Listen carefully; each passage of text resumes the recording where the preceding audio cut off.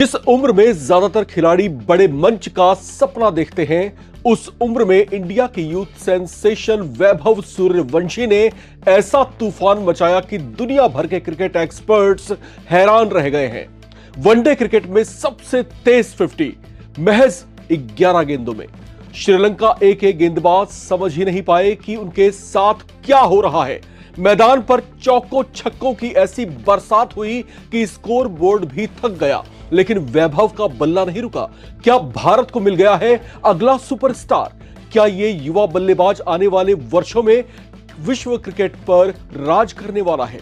आज हम आपको दिखाएंगे उस ऐतिहासिक पारी की पूरी कहानी जिसने क्रिकेट जगत में सनसनी फैला दी है। भारत के युवा बल्लेबाज वैभव सूर्यवंशी ने ट्राई सीरीज के फाइनल में वो कर दिखाया जिसकी किसी ने कल्पना भी नहीं की थी। श्रीलंका ए के खिलाफ खेले गए सुपर मुकाबले में वैभव ने वनडे और लिस्ट ए क्रिकेट इतिहास की सबसे तेज 50 जड़कर नया विश्व कीर्तिमान अपने नाम कर लिया। उन्होंने सिर्फ 11 गेंदों में अर्धशतक पूरा किया और रिकॉर्ड बुक्स में अपना नाम सुनहरे अक्षरों में दर्ज करा लिया। इस रिकॉर्ड को और भी खास बनाती है उनकी बल्लेबाजी की शैली। वैभव ने 50 रन पूरे करने तक अपनी पारी में 5 चौके और 5 छक्के जड़ दिए, यानी लगभग हर गेंद बाउंड्री के पार जा रही थी। सबसे हैरान करने वाली बात यह रही कि अपनी पहली 11 गेंदों में उन्होंने केवल एक गेंद डॉट खेली, बाकी गेंदों पर रन ही रन बरसते चले गए। जब उन्होंने चौथे ओवर में अपना अर्धशतक पूरा किया, तब तक भारतीय टीम का स्कोर 76 रन पहुंच चुका था। क्रिकेट इतिहास में इससे पहले लिस्ट ए क्रिकेट की सबसे तेज 50 12 गेंदों में आई थी, लेकिन वैभव सूर्यवंशी ने उस रिकॉर्ड को भी पीछे छोड़ दिया। अब दुनिया के सबसे तेज अर्धशतक लगाने वाले बल्लेबाजों की सूची में उनका नाम सबसे ऊपर दर्ज हो चुका है। यह सिर्फ एक रिकॉर्ड नहीं है, बल्कि एक ऐसा संदेश है कि भारतीय क्रिकेट की अगली पीढ़ी पूरी दुनिया को चुनौती देने के लिए तैयार हो चुकी है।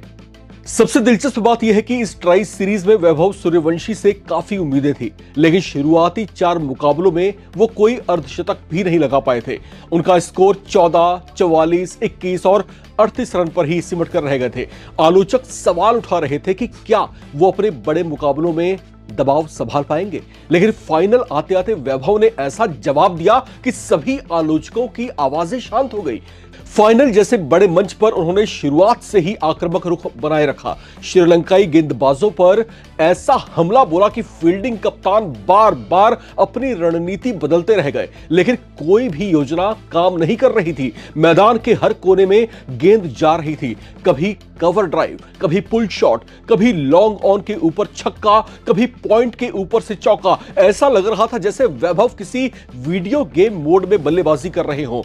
हालांकि वो अपने शतक से सिर्फ 6 रन चूक गए।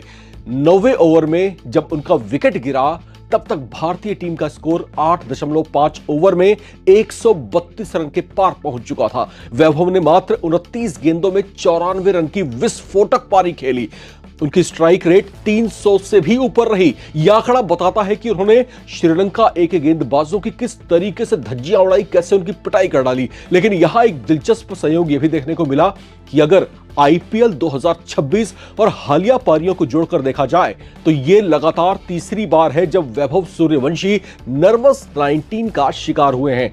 इससे पहले आईपीएल में गुजरात टाइटंस के खिलाफ 96 रन और सनराइजर्स हैदराबाद के खिलाफ 97 रन बनाकर वो आउट हो गए थे। अब श्रीलंका ए के खिलाफ 94 रन पर उनकी पारी समाप्त हो गई। फिर भी इस पारी ने यह साबित कर दिया कि वैभव सूर्यवंशी सिर्फ एक उभरती प्रतिभा नहीं है, बल्कि भारतीय क्रिकेट का भविष्य बन सकते हैं। यही वजह है कि उन्हें इंग्लैंड और आयरलैंड के खिलाफ आगामी T20 सीरीज के लिए भारतीय टीम में चुना गया है। चयनकर्ताओं को पूरी उम्मीद है कि यह युवा बल्लेबाज अंतर्राष्ट्रीय स्तर पर भी वही धमाका करेगा जो उसने घरेलू और युवा क्रिकेट में किया है।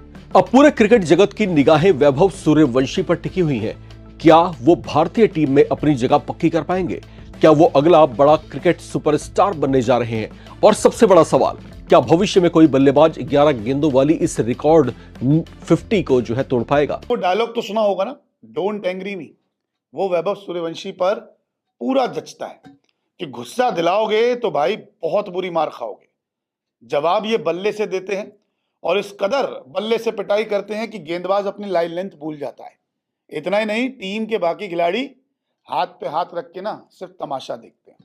तो वैभव सूर्यवंशी ने डोंट एंग्री मी वाला हिसाब किताब एकदम सही कर दिया है कि छेड़ोगे ना मुझे तो कसम से छोड़ूंगा नहीं, और ऐसा पीछे पड़ जाऊंगा कि आप रोने लग जाओगे। यही हाल किया इन्होंने श्रीलंका के गेंदबाजों का, और इससे पहले आईपीएल में भी कुछ खिलाड़ियों का ये ऐसा हश्र कर चुके हैं।